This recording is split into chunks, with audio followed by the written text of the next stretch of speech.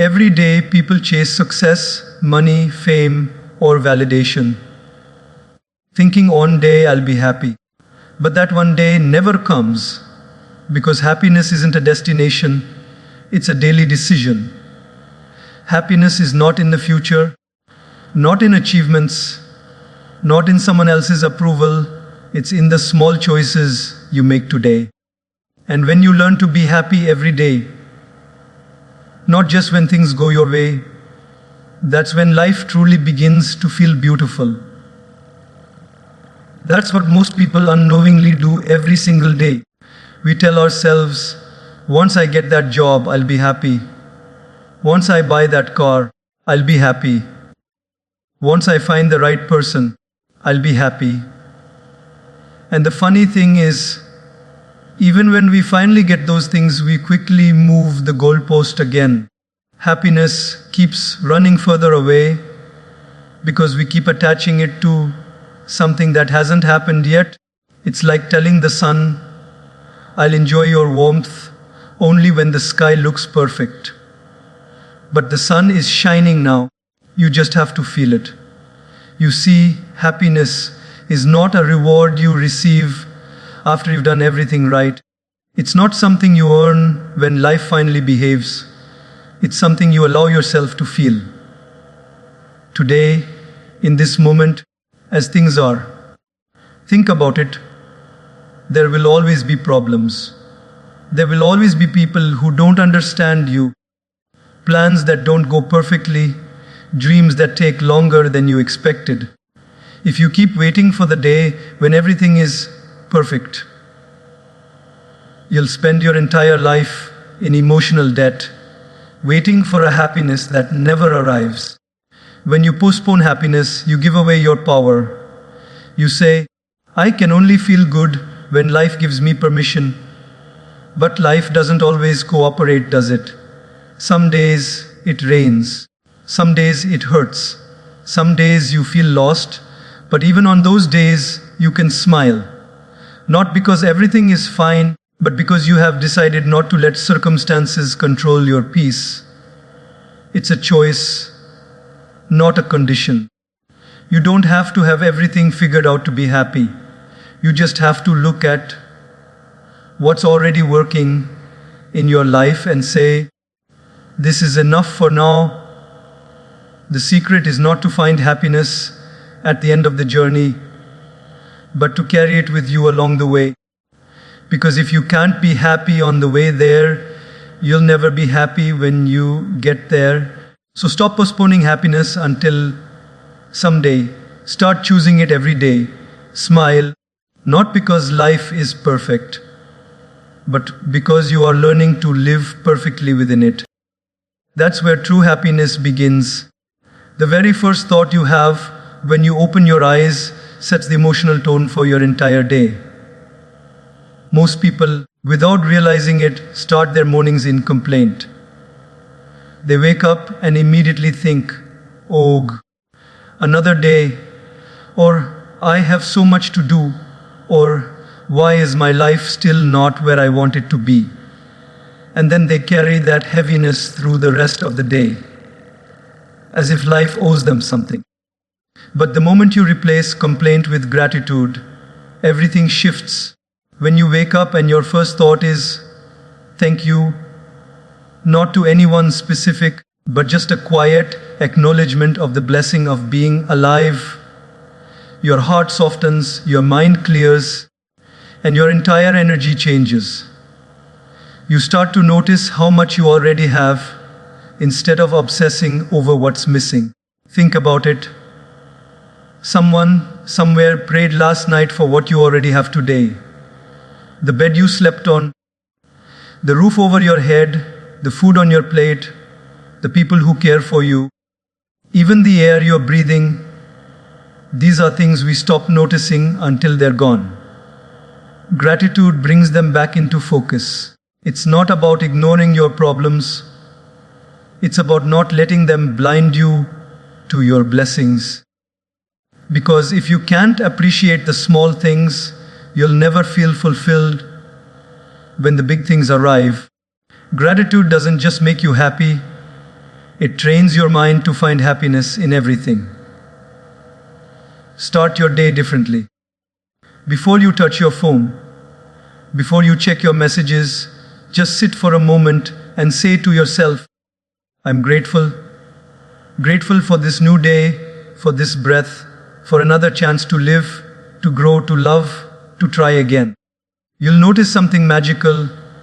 The world starts responding differently to you. Problems still come, but they don't hit as hard. Challenges still appear, but you face them with calmness. Gratitude gives you emotional armor, not to escape difficulties, but to walk through them with grace. It's easy to be grateful when life is going well, but the real strength lies in finding gratitude, even when it's not. When you can say, thank you, even in pain, even in confusion, even in waiting, that's when your spirit becomes unshakable. Because gratitude doesn't change what you see, it changes how you see. And when you start your morning with a heart full of thanks, you don't just have a good day, you create one. It sounds simple, but this one habit quietly steals more happiness than almost anything else in life. We live in a world where comparison is constant. It's in our phones, our conversations, even in our thoughts. You open social media and within seconds, you see someone who seems happier, richer, more beautiful, more successful, more loved. And before you even realize it, your peaceful mind becomes a battlefield of why not me? And when will it be my turn? Comparison is dangerous because it looks harmless. It disguises itself as motivation, but it slowly poisons your joy. You start measuring your worth with someone else's ruler, forgetting that every person is running a completely different race. Someone might be ahead of you in one chapter, but behind you in another. Someone might be celebrating their victory today, but you don't know how many nights they cried to reach there. You see the highlight, not the hard work. You see the success, not the sacrifices. The truth is, no two lives can be compared. You are a unique story written by a unique hand. Your timing, your lessons, your blessings, all are beautifully personal. When you compare, you insult your own journey by wishing it looked like someone else's. And the irony is, the person you're comparing yourself to might be looking at you, feeling the same envy, wishing they had your calmness, your simplicity, your resilience. So, what's the solution? Detach, not from people, but from the urge to measure yourself against them. When you scroll through someone's success, appreciate it without judgment. Say, good for them. And then remind yourself, my time will come. When a friend shares good news, celebrate it with a full heart. The more you learn to be genuinely happy for others, the lighter your soul becomes. Remember, a flower never competes with the one next to it. It just blooms. The sun doesn't worry if the moon is shining brighter. It knows when it's its turn to glow. Life works the same way. There's enough space for everyone to shine. Your progress doesn't have to look like anyone else's to be meaningful. Comparison keeps you stuck in scarcity. Gratitude moves you into abundance. Every time you feel that little sting of envy, take it as a reminder to refocus on your own path. Ask yourself, am I better than I was yesterday? That's the only comparison that ever matters. When you detach from comparison, you reclaim your peace. You stop living for applause and start living with purpose. You begin to see that happiness isn't in being better than others. It's in being better within yourself. So let them run their race. Let them have their moment. Your journey is unfolding exactly as it's meant to. You are not late. You are not behind. You are simply becoming. It sounds simple, but this one habit quietly steals more happiness than almost anything else in life. We live in a world where comparison is constant. It's in our phones, our conversations, even in our thoughts. You open social media, and within seconds, you see someone who seems happier, richer, more beautiful, more successful, more loved. And before you even realize it, your peaceful mind becomes a battlefield of why not me? And when will it be my turn? Comparison is dangerous because it looks harmless. It disguises itself as motivation, but it slowly poisons your joy. You start measuring your worth with someone else's ruler, forgetting that every person is running a completely different race. Someone might be ahead of you in one chapter, but behind you in another. Someone might be celebrating their victory today, but you don't know how many nights they cried to reach there. You see the highlight, not the hard work. You see the success, not the sacrifices. The truth is, no two lives can be compared. You are a unique story written by a unique hand. Your timing, your lessons, your blessings, all are beautifully personal. When you compare, you insult your own journey by wishing it looked like someone else's. And the irony is, the person you're comparing yourself to might be looking at you, feeling the same envy, wishing they had your calmness, your simplicity, your resilience. So, what's the solution? Detach, not from people, but from the urge to measure yourself against them. When you scroll through someone's success, appreciate it without judgment. Say, good for them. And then remind yourself, my time will come. When a friend shares good news, celebrate it with a full heart. The more you learn to be genuinely happy for others, the lighter your soul becomes. Remember, a flower never competes with the one next to it. It just blooms. The sun doesn't worry if the moon is shining brighter. It knows when it's its turn to glow. Life works the same way. There's enough space for everyone to shine. Your progress doesn't have to look like anyone else's to be meaningful. Comparison keeps you stuck in scarcity. Gratitude moves you into abundance. Every time you feel that little sting of envy, take it as a reminder to refocus on your own path. Ask yourself, am I better than I was yesterday? That's the only comparison that ever matters. When you detach from comparison, you reclaim your peace. You stop living for applause and start living with purpose. You begin to see that happiness isn't in being better than others. It's in being better within yourself. So let them run their race. Let them have their moment. Your journey is unfolding exactly as it's meant to. You are not late. You are not behind. You are simply becoming. That's where the real magic of happiness lies. We live in a world that constantly teaches us to ask, what can I get? More success, more likes, more comfort, more recognition. But very few ask, what can I give? And yet, those who do live the richest lives of all. Because happiness, my friends, doesn't grow when you chase it for yourself. It multiplies when you share it with others. Have you noticed? The moments that touch your heart the most are never the ones where you received something, but the ones where you gave something. Maybe you helped a stranger, comforted a friend, or simply listened to someone who needed to be heard. And afterward, you felt something pure, something peaceful, that quiet sense of, this is what life is meant for. That feeling is not coincidence. That is the human soul recognizing its purpose.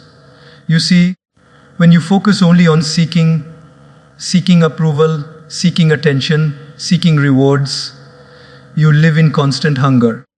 You always need more. You start to measure your worth by what you collect. But when you start serving, when your heart beats for others, the hunger disappears. You no longer chase happiness, it flows through you.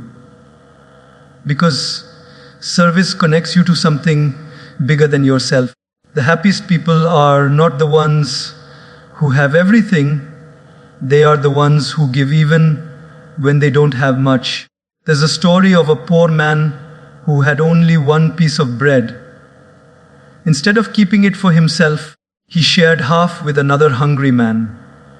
That night, he slept with an empty stomach but a full heart. That's the paradox of giving. When you give to others, you never lose, you grow. Service doesn't always mean charity or money. Sometimes it's just kindness, a smile, a helping hand, a word of encouragement. Even listening without judgment can be an act of service. Every small gesture carries energy. And when that energy is pure, it always returns to you in some form or another.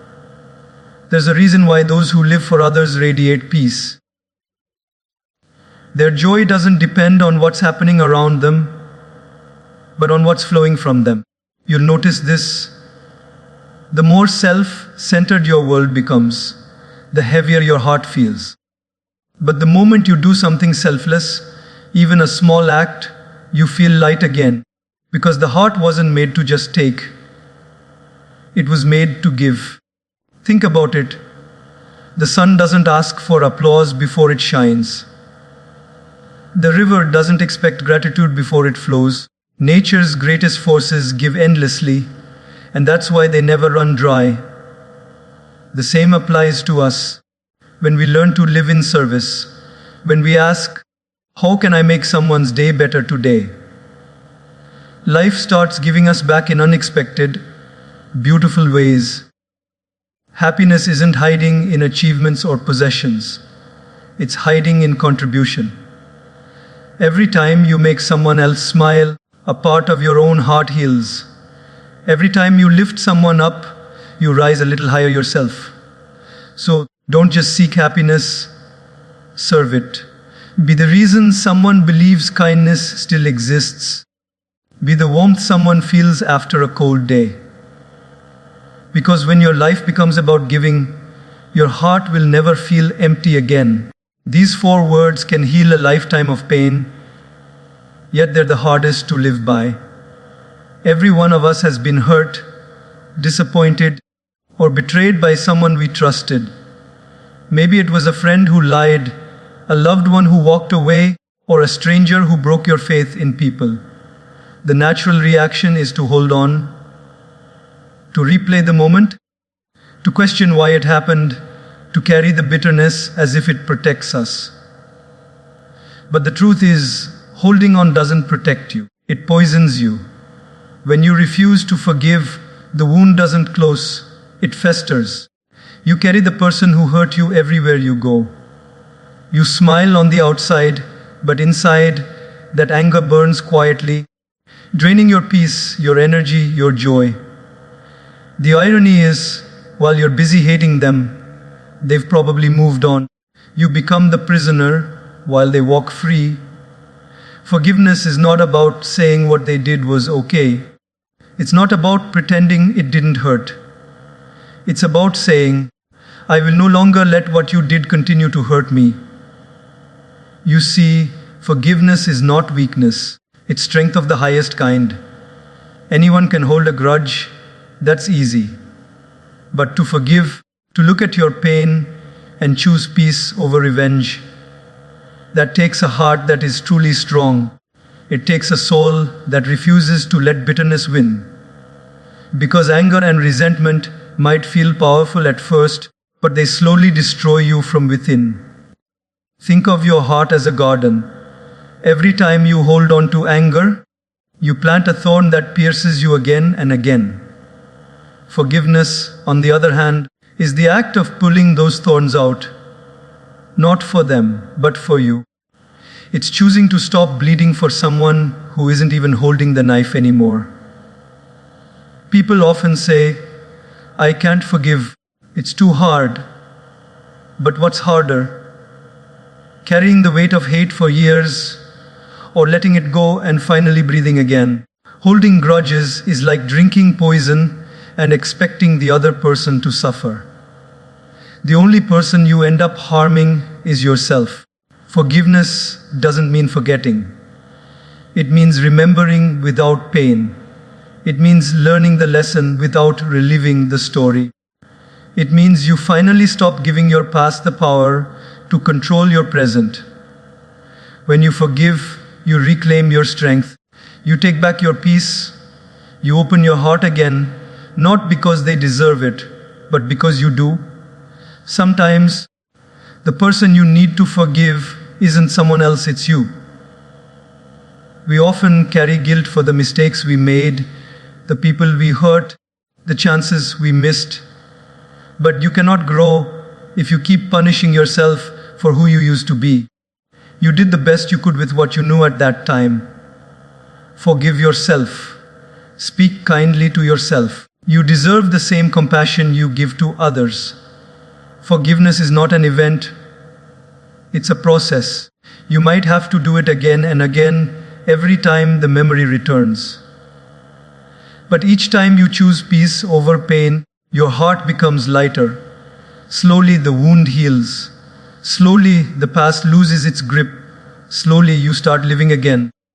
And that's when you realize forgiveness was never about them. It was about you setting yourself free. Because peace doesn't come when others apologize. It comes when you decide to stop suffering. So forgive. Let go. Not because they deserve your forgiveness, but because you deserve your freedom.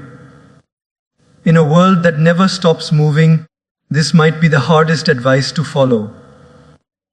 Everywhere you look, people are rushing to work, rushing to achieve, rushing to prove their worth.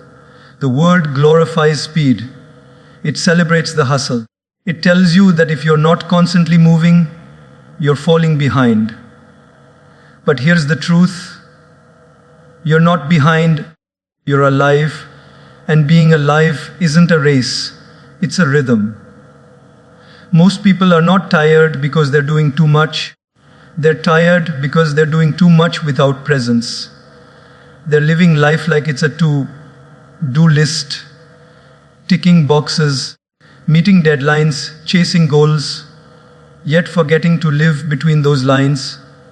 You wake up, check your phone, rush through breakfast, scroll through comparison, stress through the day, and fall asleep wondering why you feel so empty. You're breathing, but not really alive.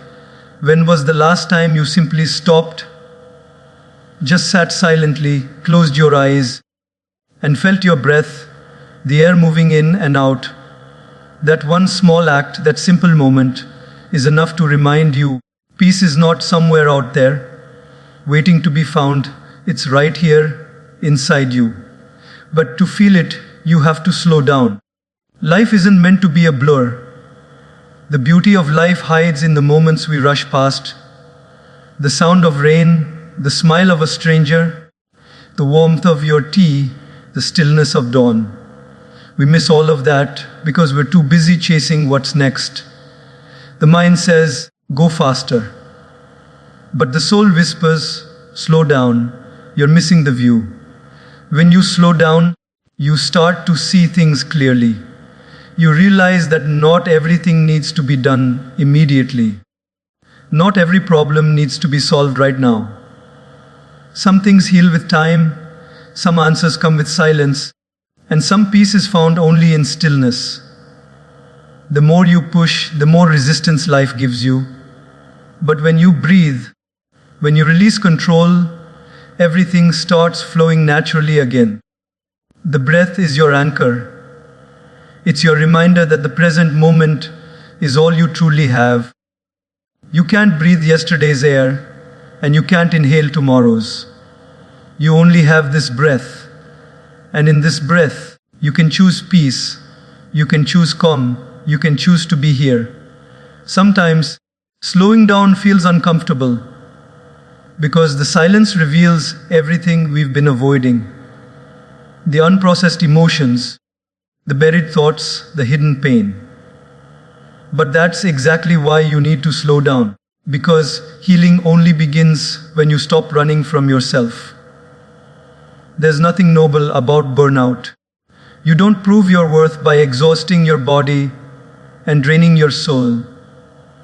You prove your worth by honoring your limits, by listening to your body when it says, rest.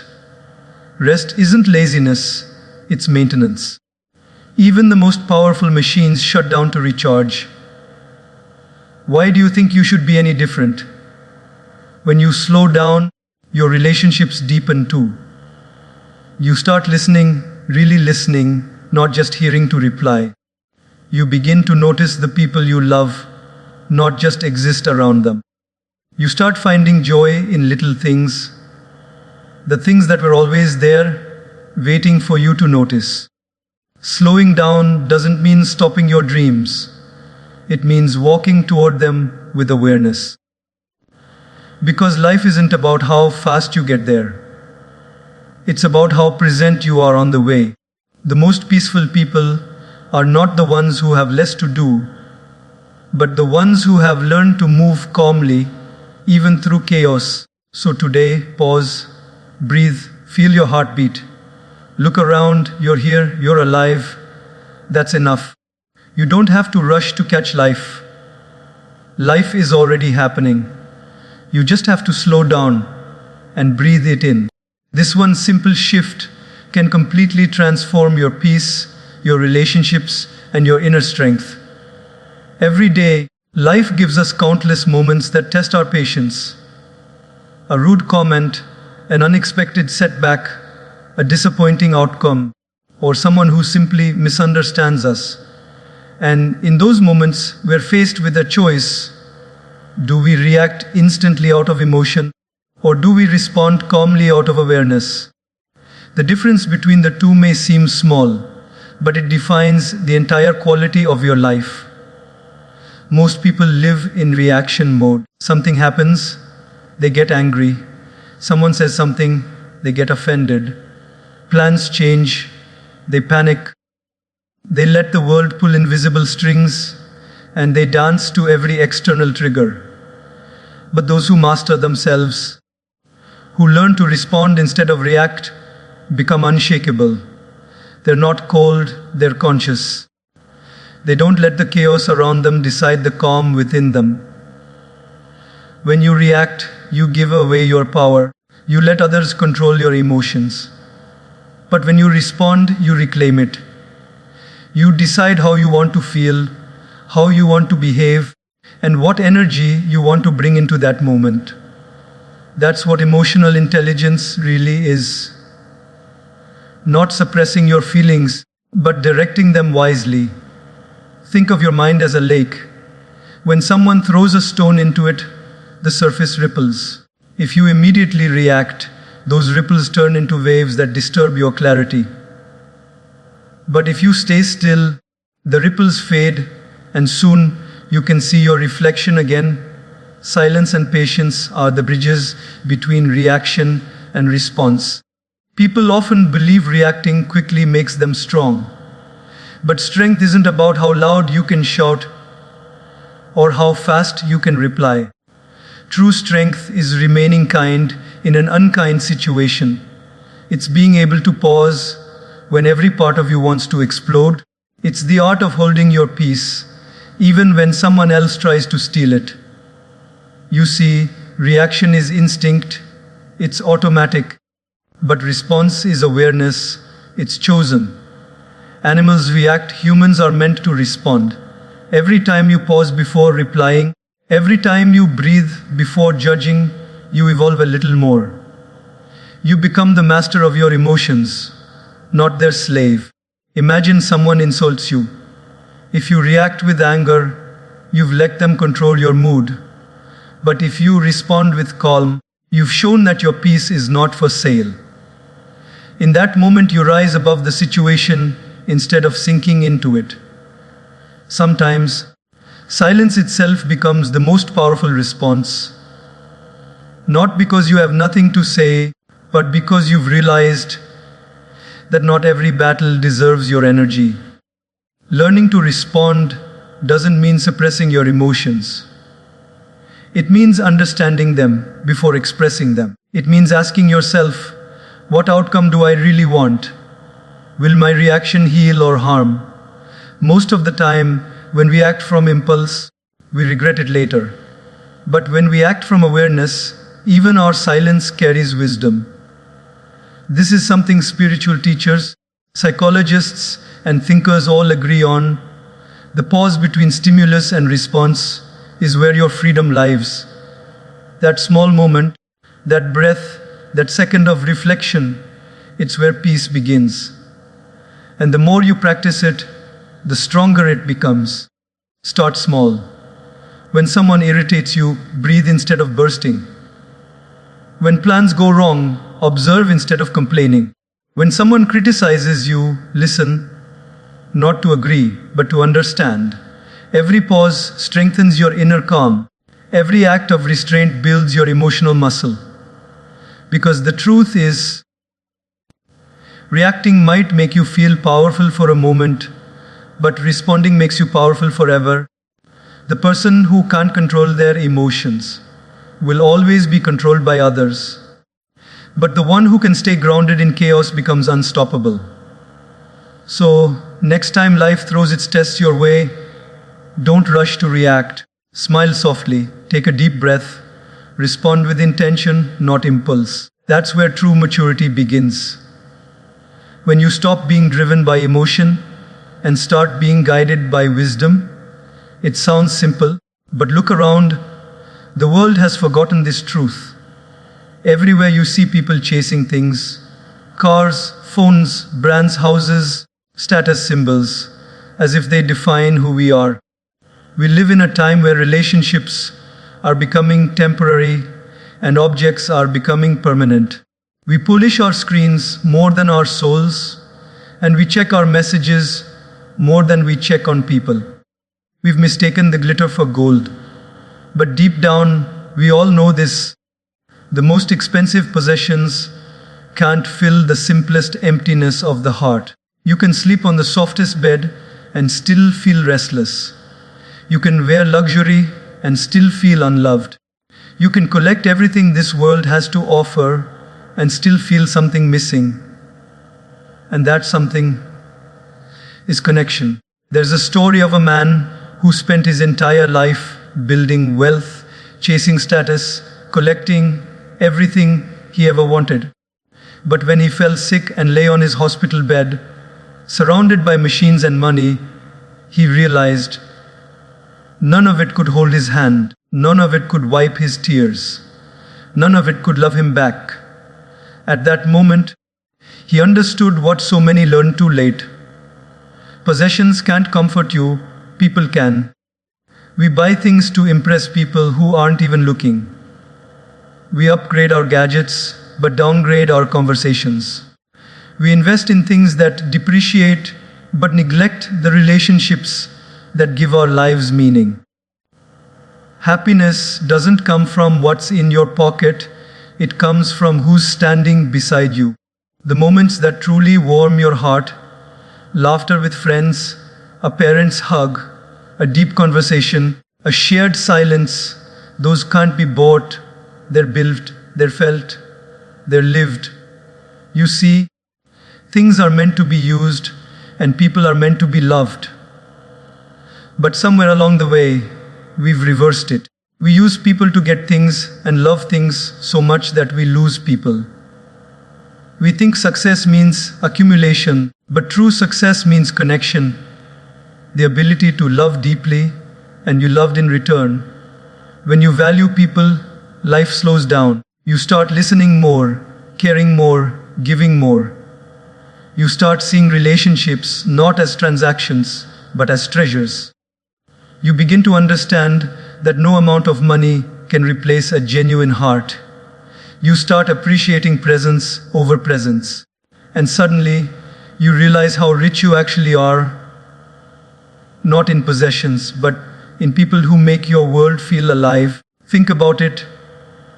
One genuine friend is worth more than 1,000 followers.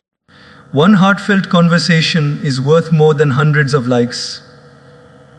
One act of love lasts longer than any material possession because things fade. People remember. Things break, people heal. When we lose someone we love, we don't cry over the gifts they gave us. We cry over the moments we didn't get to share. We realize too late that time was the real currency and love was the real wealth. So while you have people around you, value them. Don't just text them, talk to them. Don't just react to their stories, ask about their hearts. Don't just show up at their celebrations, stand by them in their storms. Possessions can make life comfortable, yes, but only people can make life meaningful. The most peaceful homes are not the biggest ones. They're the ones filled with laughter, forgiveness, and love. The happiest people aren't the ones with the most money. They're the ones with the most compassion. So take a moment today to remind yourself, the car will rust, the phone will be replaced, the house will one day belong to someone else. But the people you love, the moments you share, the kindness you give, those are eternal. Don't let life trick you into chasing things you can lose and ignoring people you can't replace. Because when your final day comes, it won't be the value of your possessions that defines your life, it will be the depth of your connections.